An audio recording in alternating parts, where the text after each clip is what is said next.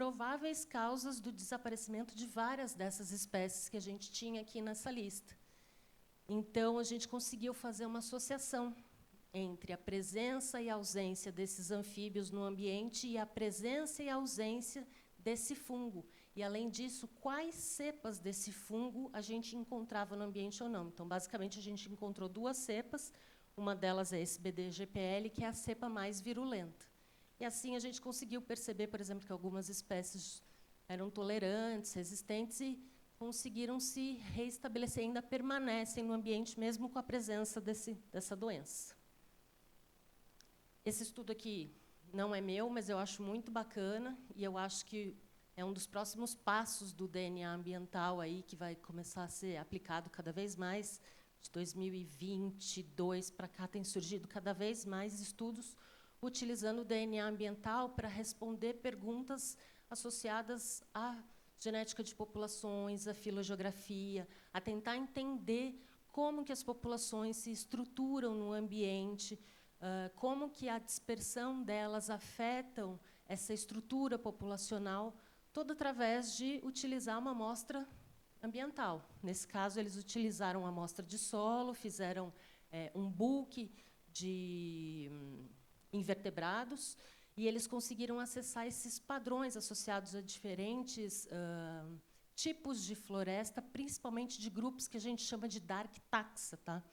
Que são colêmbolas, insetos, esses grupos taxonômicos menos estudados.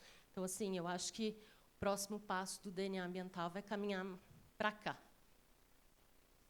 E aqui é uma realidade um pouco mais difícil para a gente aqui no Brasil, por ser um ambiente muito quente, muita exposição solar, água muito ácida, enfim. Mas uma das possibilidades é, se a gente tem a capacidade de fazer a análise do presente, do DNA que está atualmente no ambiente, a gente também consegue reconstruir o passado.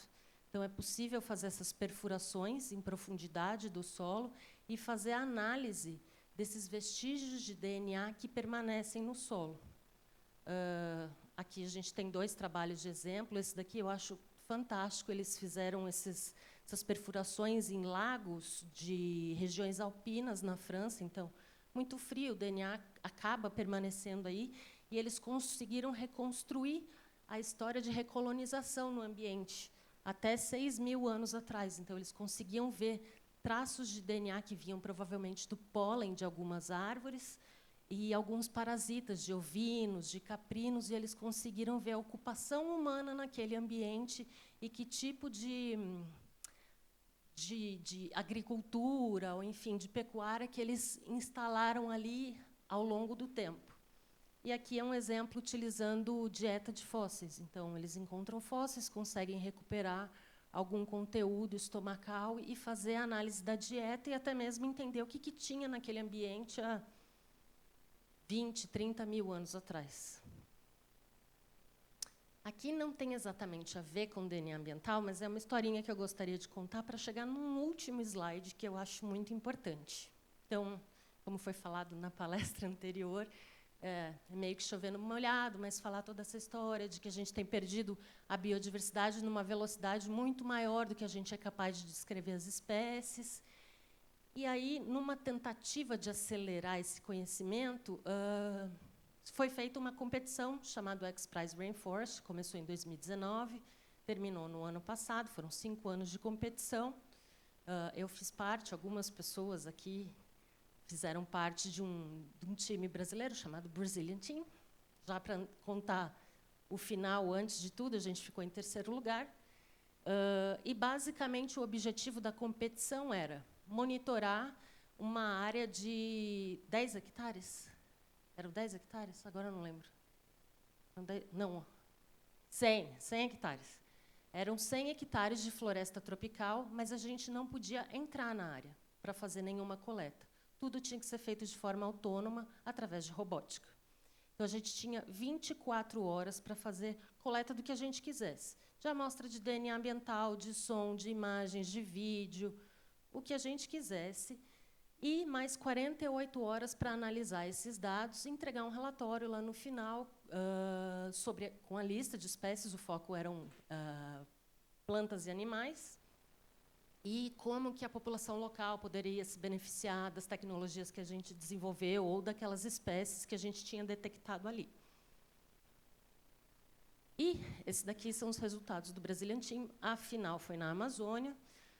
A gente conseguiu identificar 418 taxa, a maior parte até o nível de espécie, boa parte dos taxa que a gente, das espécies que a gente identificou eram árvores.